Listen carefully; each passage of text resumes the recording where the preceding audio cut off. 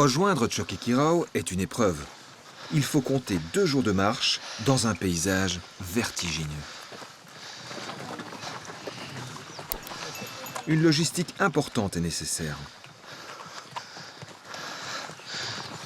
Aujourd'hui, j'ai la chance d'accompagner l'archéologue Thibaut Saintenoy, qui participe à un projet de recherche franco-péruvien sur l'histoire de Choquequirao.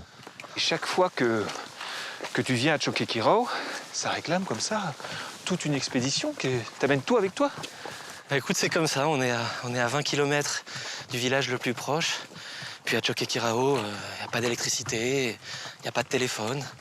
Donc tu dois tout prévoir pour toute l'expédition, le logement, la nourriture, le ravitaillement en batterie, etc.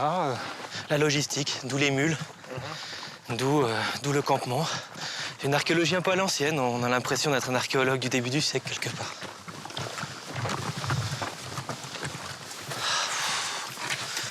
J'ai mal partout. Je peux te dire que je la sens, l'altitude. Hein. Choquequirao, c'est un site qui se mérite.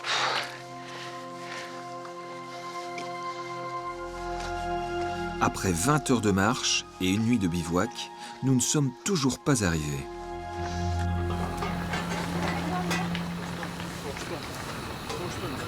Nous installons le campement à quelques distances du site. Santé, je suis épuisé. Et moi aussi. Oh là là, faut... Fameuse grimpette quand même. Hein. Bah écoute, c'est simple, hein. On s'est franchi l'un des canyons les plus profonds de la Cordillère des Andes. Je veux dire que ça me change de mon terrain habituel, pratiquement au bord de la plage, avec le plus haut sommet qui est le Temple du Soleil à 50 mètres. Mais non. Voilà.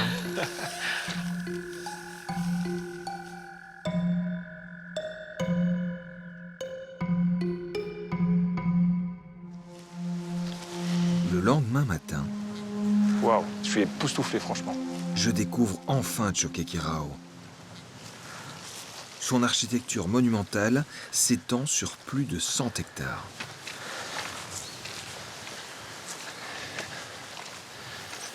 Un terrain d'étude incroyable pour les archéologues. ¿Cuál? 69. Sí, señor. Ajá. Je reconnais bien ici les grands bâtiments de forme rectangulaire, typiquement inca. Mais pourquoi avoir édifié ce complexe monumental précisément ici? Allez, on y va. Ouais. On va prendre cette direction. Ok. Sous une épaisse végétation, à l'ouest du site, les archéologues ont trouvé un premier élément de réponse. Ils ont mis au jour des édifices qui ne ressemblent en rien à l'architecture inca. Ils sont de forme circulaire. Attention, il y a des éboulis là, Peter. Ouais. Ok.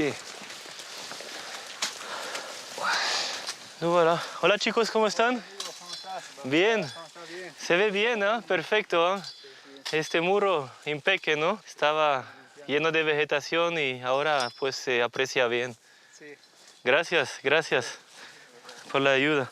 Est-ce que tu remarques la courbure du mur? Ah oui, là c'est clairement circulaire. Seul le mur amont s'est conservé puisque c'est lui qui soutient la pente. Et puis le mur aval qui était dans la pente s'est éboulé puisque cette maison a été abandonnée il y a environ 500 ans. Et qu'est-ce que ça a révélé alors? Alors, il s'agit d'habitations, de maisons. On a des sols de terre battue où se sont accumulés tous les restes des activités domestiques, essentiellement des pots cassés, mais aussi des vestiges de consommation, des petits os animaux de camélidés, notamment de lamas, puisque c'était l'essentiel de la consommation de faune de ces gens-là, et également quelques petites graines sous forme de charbon. D'accord. Et que vous avez pu dater? Qu'on a pu dater. Et on a une occupation légèrement pré-inca. Est-ce qu'on peut donc en déduire qu'il y avait ici un village pré-inca et que les Incas se sont imposés là-dessus et ont construit le grand site qu'on peut voir aujourd'hui? Tout à fait. Ce qui est intéressant, c'est que quand les Incas sont arrivés, ce village a visiblement été abandonné, puisqu'il ne subsiste dans l'ensemble des 100 hectares seulement 6 ou 7 structures circulaires pré-inca. Les Incas auraient donc intégré à leur empire ce territoire déjà occupé par des populations vivant dans ces maisons. Mais que sont-ils venus construire ici? Une nouvelle ville? Un centre administratif? C'est pour répondre à cette question que les archéologues mènent des recherches. Thibault est spécialiste en archéologie du paysage et étudie les relations entre l'environnement naturel et l'architecture.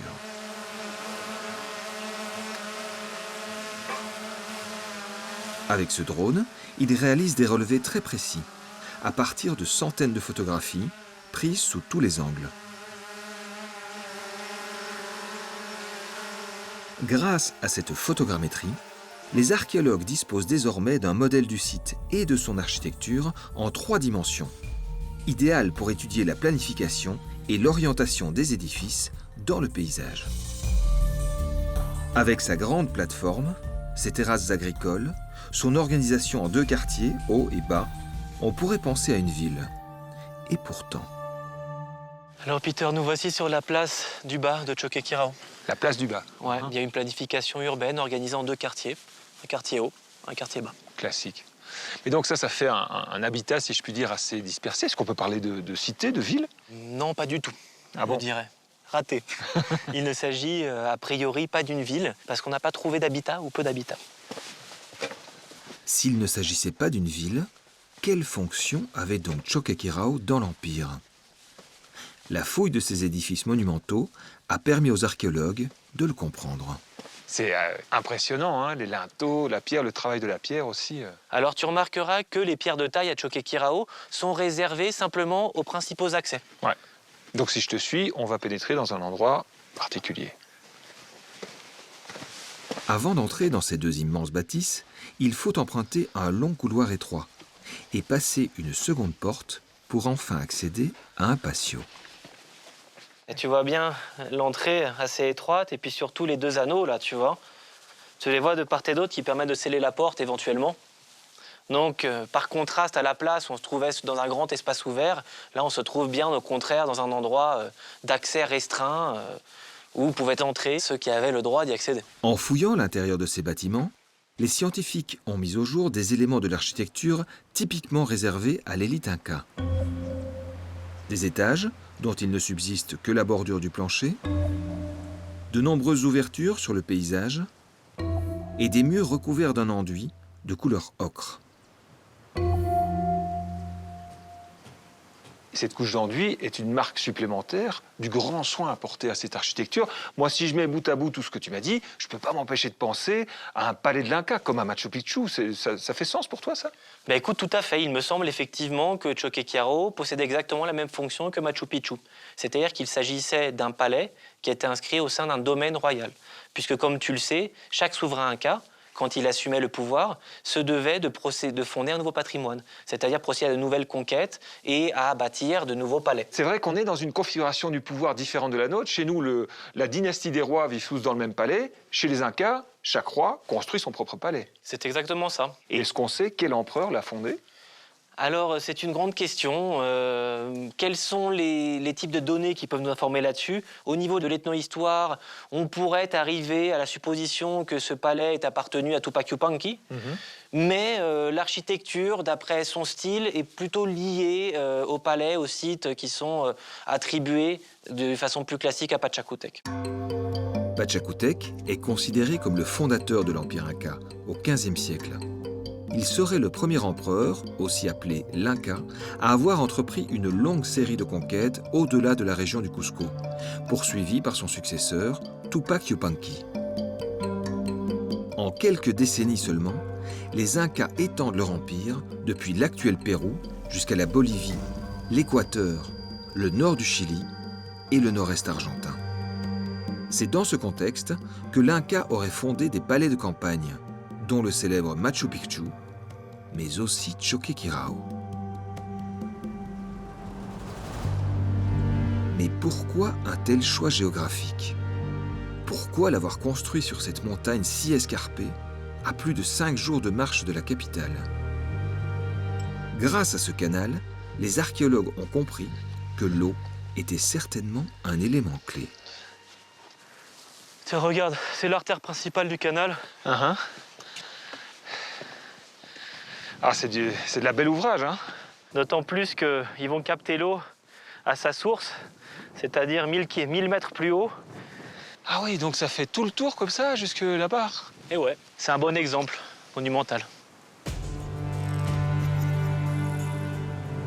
En dégageant ce canal, mètre après mètre, ils ont découvert qu'il parcourait tout le site, depuis le quartier bas jusqu'au quartier haut.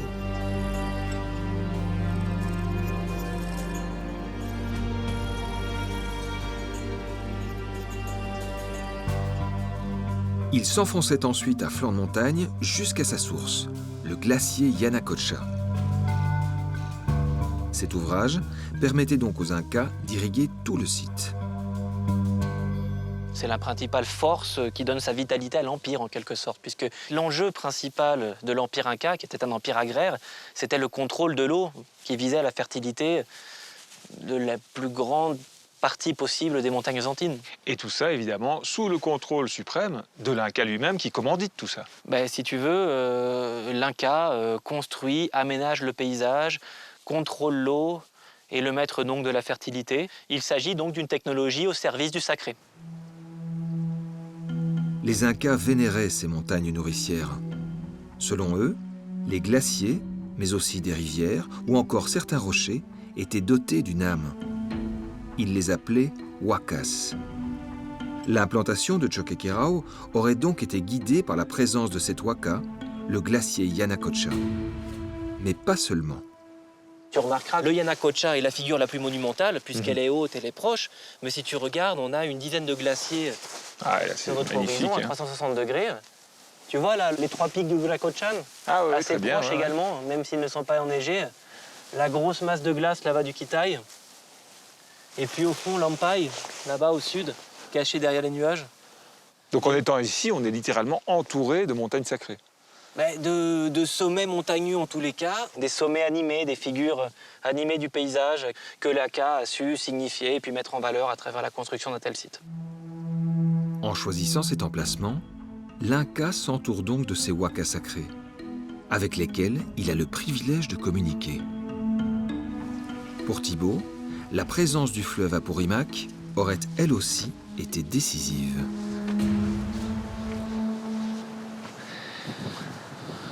Waouh! Voilà. La vallée de l'Apurimac en aval. Tu vois le fleuve, tu peux même l'écouter. Oui, tout à fait. Son grondement qui surgit de 1500 mètres au fond de vallée. Une autre Huaca. Une autre Huaca, tu sais, Apurimac signifie le grand seigneur qui parle. Il est dit que Apurimac parlait à l'Inca et lui délivrait des oracles. Peu à peu, la géographie sacrée de Choqquequirao se dévoile. Les archéologues ont compris que l'Inca avait sélectionné ce site avec soin. Un choix symbolique pour mettre en scène son pouvoir. Pour le comprendre, il faut se lever tôt.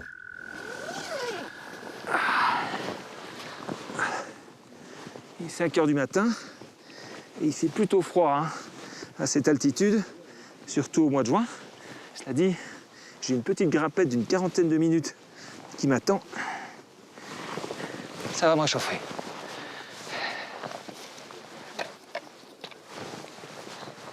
Salut Thibaut.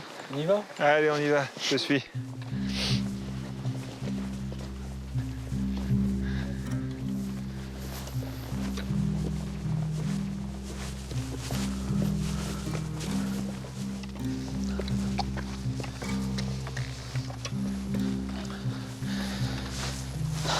On y est, Pito. Super grand. Voici la grande plateforme de Choqquequirao. Pour construire cette plateforme, l'empereur a fait araser le sommet de la montagne. Une œuvre magistrale qui a longtemps intrigué les archéologues. Pourquoi avoir accompli une telle prouesse? À quoi servait cette grande plateforme? C'est en observant le lever du soleil, derrière la montagne, qu'ils ont trouvé l'explication.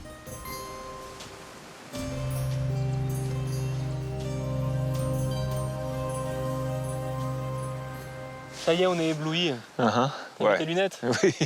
Donc tu vois, le soleil vient de jaillir de la ligne d'horizon, juste à la droite du glacier Yanacocha. Donc on est en quelque sorte aligné vers peut-être ce phénomène spécifique, tu crois? En tous les cas, on est à un bon endroit pour l'observer.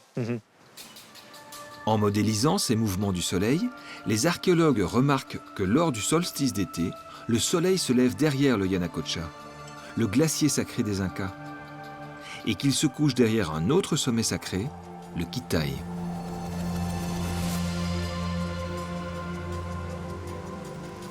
Au solstice d'hiver, en revanche, le soleil se lève et se couche dans l'axe de la vallée de l'Apurimac, le grand fleuve sacré de Choquequirao. L'empereur aurait donc choisi cette montagne en fonction de la course du soleil. Ici, on est dans un endroit privilégié pour observer ce phénomène. Le rapport avec le soleil est complètement évident, et donc avec l'Inca, qui est aussi fils du soleil.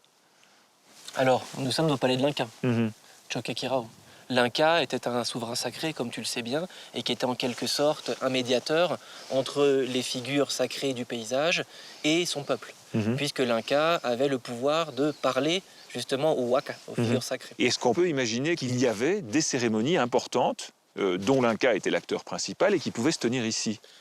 Alors les conditions naturelles étaient réunies. Tu vois la plateforme où on est, qui est non seulement un excellent mirador, mais c'est aussi un grand espace délimité par un parapet, un espace de, il me semble, près de 1500 mètres carrés. Et donc on pourrait imaginer que de nombreuses personnes étaient réunies ici pour admirer l'Inca qui mettait en scène sa relation privilégiée avec le sacré.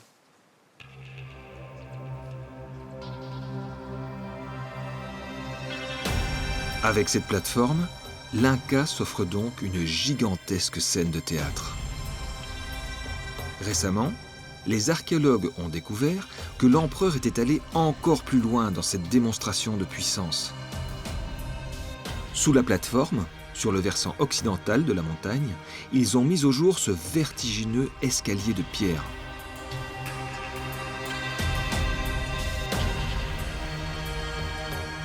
« 19 terrasses, suspendues dans le vide, et magnifiquement ornées de mosaïques de lama, du jamais vu dans le monde Inca. » Les terrasses stupéfiantes.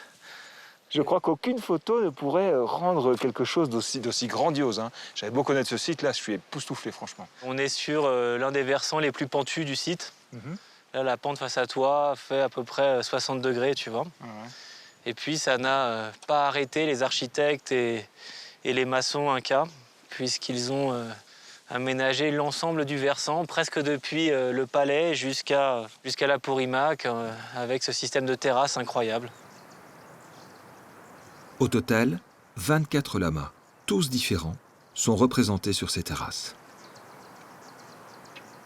Est-ce que tu vois bien tous les détails de chaque lama? Je les découvre. Par exemple, celui-là comporte l'oreille dressée, qui est une attitude attentive pour un lama. Alors qu'un autre plus haut a l'oreille vers l'arrière, une attitude craintive. D'autres lamas au corps portent des petits paquets. Ouais. Est-ce que tu distingues tout en bas la petite figure anthropomorphe? Ouh là là, oui, donc il y a quoi, c'est quoi? C'est un berger, un pasteur de lama? Il faut croire, il faut croire.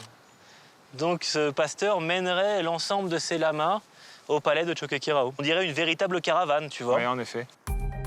Un autre collègue français, l'archéologue Patrice Lecoq, a étudié précisément l'agencement de ces motifs et il a proposé qu'il reproduisait les techniques de tissage inca. Selon lui, chaque terrasse apparaît comme une bande parallèle sur laquelle sont reproduits les motifs de lama, tandis que les pierres, disposées verticalement, évoquent les fils de trame d'un grand tissu. Grâce à cette découverte, les scientifiques ont compris la fonction symbolique de ces décorations murales. Mais pourquoi un textile alors? Pourquoi un textile? Puisque les textiles étaient les biens les plus appréciés et les plus précieux durant l'époque inca. Ils étaient notamment employés durant les fêtes. Ils recouvraient les wakas, les rochers, les objets sacrés, les temples. Et donc, pourquoi pas ici, à une autre échelle, avoir voulu revêtir la montagne d'une tunique avec une iconographie classique de l'époque inca, donc qui associe lama et puis ligne brisée. Donc non seulement le site de Choquequirao lui-même s'inscrit au milieu d'un paysage totalement sacré, avec les montagnes, la rivière, tout ça, et il rajoute encore du sacré. C'est-à-dire que l'Inca semble aménager du sacré, c'est-à-dire sans doute considère la montagne comme étant une figure sacrée, et il l'habille, il lui donne toutes les parures d'une divinité. Et puis il ne faut pas oublier où sont situés ces lamas, ces mosaïques de lamas. La vallée, la rivière Apurimac, Cette caravane de lama opère donc un lien, une espèce de pont entre les deux principaux pôles de la géosymbolique du site, le glacier et la rivière. Donc les lamas permettent de boucler la boucle. Avec cet ensemble de mosaïques, l'empereur habille cette montagne sacrée d'un manteau symbolique puissant. Car le lama est au cœur d'un mythe inca fondateur, le Yacana. Il se matérialise à la nuit tombée.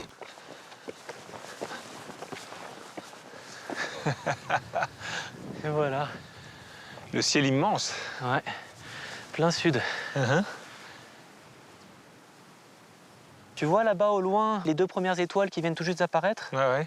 Il s'agit d'Alpha et Beta du Centaure. D'accord. Tu sais, ce sont les yeux du fameux lama céleste. Donc ce sont deux yeux qui se connectent avec le nuage noir là, qui forme son corps. D'accord. La grosse masse noire pour eux, c'était le corps du lama, et les deux étoiles, ce sont ces deux yeux. Tout à fait. Et tu vois, il avait un très long cou qui s'étendait. Le mythe du Yacana est décrit dans un manuscrit quechua du XVIIe siècle. Il raconte que pendant la saison des pluies, le lama céleste descend chaque nuit de la Voie lactée pour boire l'eau de l'océan et sauver ainsi les hommes du déluge. Et donc le Yacana, le lama céleste, il apparaît dans les mythes, il apparaît dans le ciel, il apparaît aussi dans le site. C'est une intégration complète quelque part. Écoute, en d'autres mots, ils construisent, ils bâtissent un paysage. Ils écrivent, ils racontent des mythes, et puis ils figurent ces mythes à travers l'architecture, une architecture du paysage qui intègre en fait toutes les différentes figures de la géographie locale, les montagnes, la rivière, puis les étoiles. Mais quelque part, en faisant ça, toi, toute cette longue enquête, ces recherches que tu as menées, bah, c'est aussi pour pénétrer quelque part un petit peu dans cette mentalité ancienne des Incas, pour autant que ce soit possible. Ben, c'est surtout une façon d'expliquer comment, à travers la science, des techniques de photogrammétrie, des techniques d'analyse en archéologie du paysage, on peut arriver au sens profond que les cultures anciennes ont pu attribuer aux différents éléments de la nature qui les entouraient. Sacrés Incas. Et ouais, non, c'est passionnant, c'est passionnant.